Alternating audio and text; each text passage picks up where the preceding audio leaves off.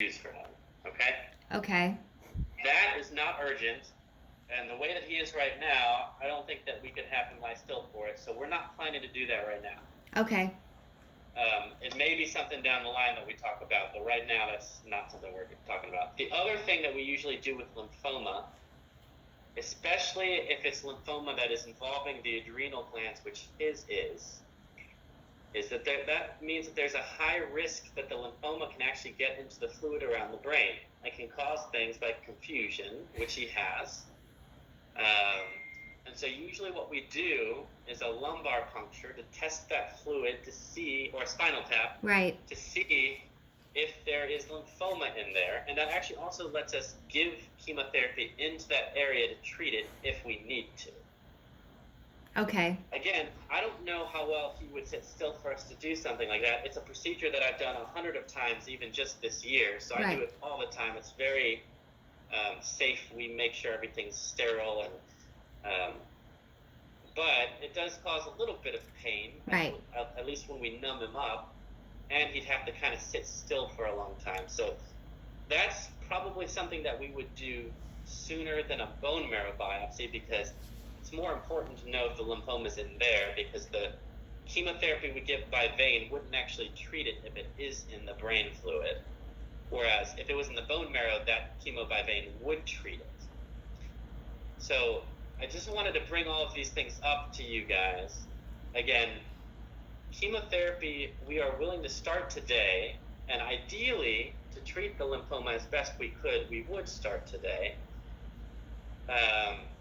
And then the lumbar puncture, we'd like to do at some point, as long as he's able to sit through it, and we don't want to inflict pain or discomfort to him. Right. Okay. So, what are your guys' thoughts about? I know I've just said a lot of information. Mm-hmm. Okay. And we've already had a lot done. What are your thoughts or questions? I'd like Mom to go first and just express her concerns, and then I'll ask you a few more detailed questions if that's all right. Sure. I'm okay with the initial chemo that you want to start. I don't know about doing lumbar stuff and whatnot. Yeah. That's a little above my pay grade. Okay. How important is it to do that to achieve the end result that you want? Oh, I'm sorry, I should put my mask on. That's okay. At some point he needs it. Is it important that we do it immediately today? Probably not. We've had other patients that we have not done it immediately on. But because of the high risk of this going into that area and his confusion, it's worth doing, and we'd like to do it at some point. Okay. So following up on that particular topic, knowing that the hypercalcemia presumably has affected some of Dad's mental status, is it possible, even likely, that the lymphoma is in the brain and doing the same thing? And so as you continue to reduce the calcium level and the confusion remains, that sort of says, yeah, there is some involvement in the brain fluid, and then increase the importance of trying to treat that? Correct, and so that's one of the reasons why his calcium is much better today. Okay. To the point that I would suspect his mental status would be improving, and it has a little bit. Okay. But it's not uncommon for someone with serious medical problems like he has to still be confused without the calcium being high. Agreed. He's in a hospital in an unfamiliar place. He's getting lots of medications. I'm not surprised there's confusion. Okay. But it does lead us to want to do a lumbar puncture. I understand. Okay. Okay. Mom, do you have any other questions for the doctor? Right, where is the lumbar? So a lumbar puncture is done by just putting a needle into the middle. Spinal tap, yeah. Okay. Yeah. Okay. Sorry, two different words for the same thing. That's okay. I have a question. You may have mentioned it earlier. There was talks about another round of dialysis, and then we talked about the treatment of this chemo. Would that still take place in that order? Can they go? I don't think they'd go concurrently, but what's kind of overall time frame? If someone's on dialysis, you have to adjust the doses of the chemotherapy, like I was saying, which we're doing.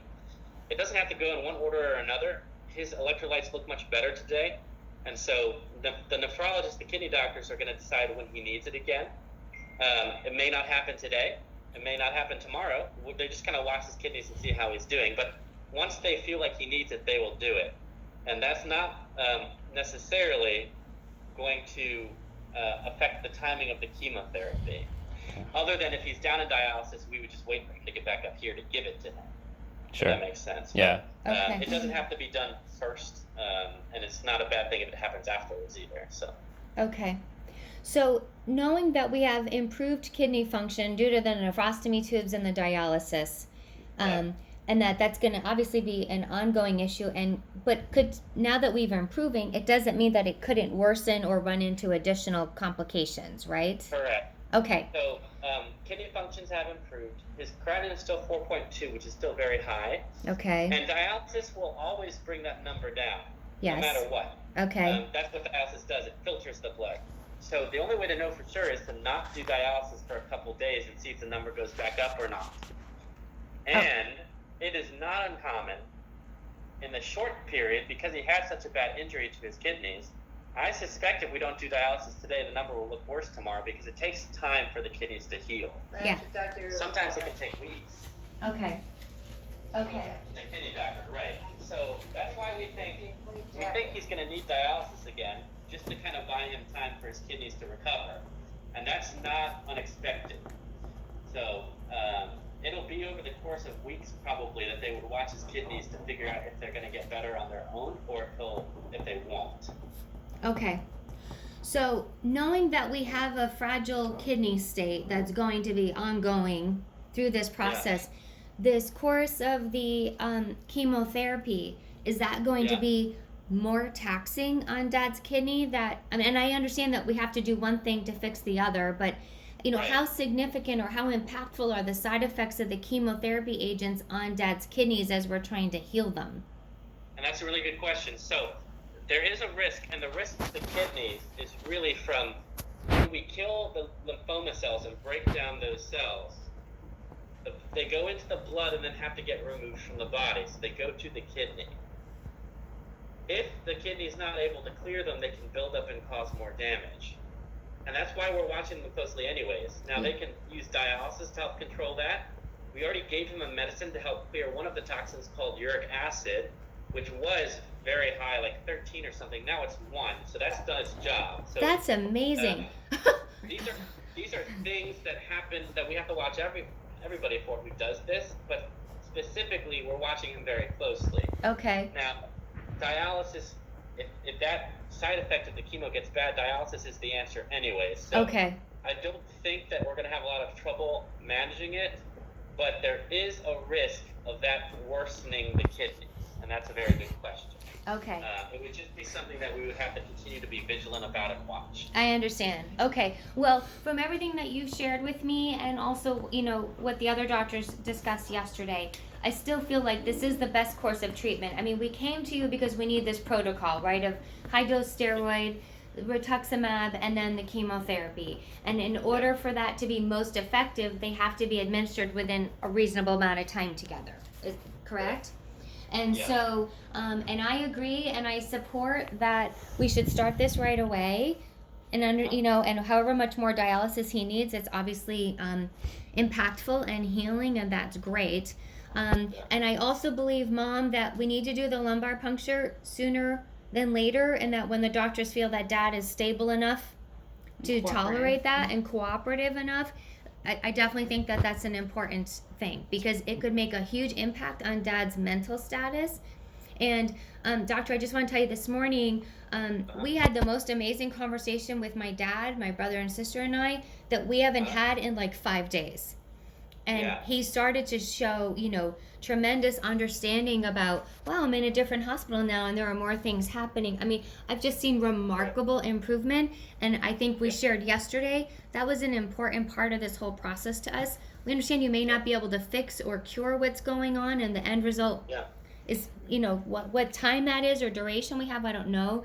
But the progress is significant, and we want to support that. I agree. I feel the same way. I'm impressed. And if the spinal tap gives And more honestly, information. that is definitely from fixing the kidneys, not the rituximab yet. We understand, Right. yes. Right. Yeah.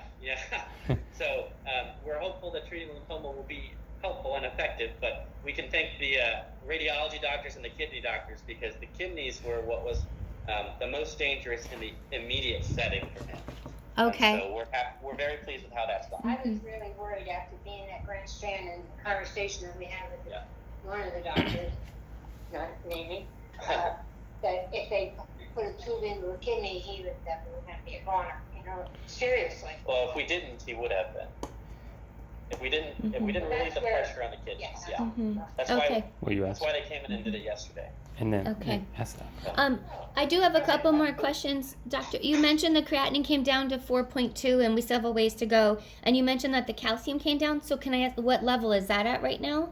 It was about 11 today. Okay. And that's corrected for the albumin being low. So that's Okay. what we think the true number of the calcium is. It was Right. like 13 something yesterday. Right. Okay. And then before you mentioned that you gave him something to help bring down that uric acid level. What medication would that be?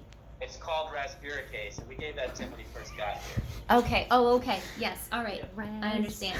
Okay. So my other question about starting the chemotherapy today, however you decide to do that, is, and I had this question before. Does giving Dad the rituximab start to make him immune compromised from an oncology standpoint? Like, I'm just thinking about, we're in the middle of this pandemic and the COVID exposure. We've kind of locked Mom into the hospital right now. We wouldn't let her leave. Right.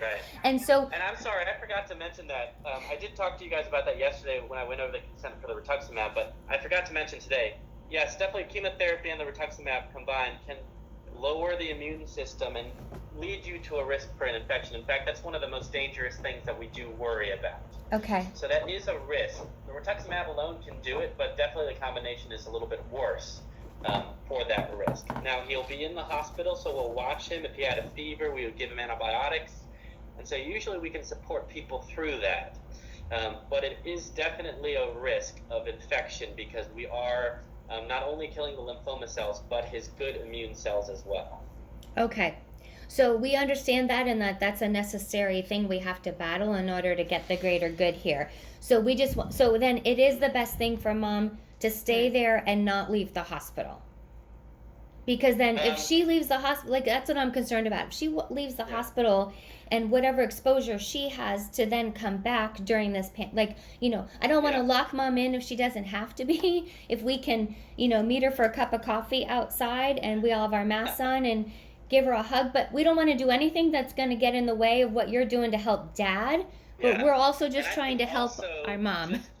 Having her here for him will be helpful, just to be somewhat familiar, so that he's not alone in an unfamiliar place, which can make confusion worse. So I think if she can stay, I think it will be very helpful for her to be here with him. Yes. Okay. So then, just to confirm that, would it be better for her to not leave the hospital and come see us outside, like for 20 minutes? Is it just better for her to stay there, or is that okay? Ginger, this is Dr. Baratta. How are you? Hi, Dr. Baratta. Good to talk to you. Thank you. Yeah, so I think it's okay as long as you're all mindful of the fact that she's coming back in to see him. So as long as you maintain some distance and just do the physical, social distancing. Yes. And careful about hand hygiene. Okay. I think it's okay. Okay. Because there are a lot of people coming into the hospital, coming into the rooms, so she's one extra person. Right. Yes. Right. So Right. there's no way we can mitigate the entire risk of COVID, but we also want her to be safe. Well, agreed, and that's super important to both of us. And we also want Mom's emotional and mental status to be strong enough to know that we're all supporting her, because she's she's handling all this. That's exactly the reason why I think Okay. you still have to show your face to her. Okay. Because otherwise she'll feel isolated. So I think the best way to forward is to make sure both your mom and dad feel like they're being taken care of. Okay. Great. Yes. Thank you.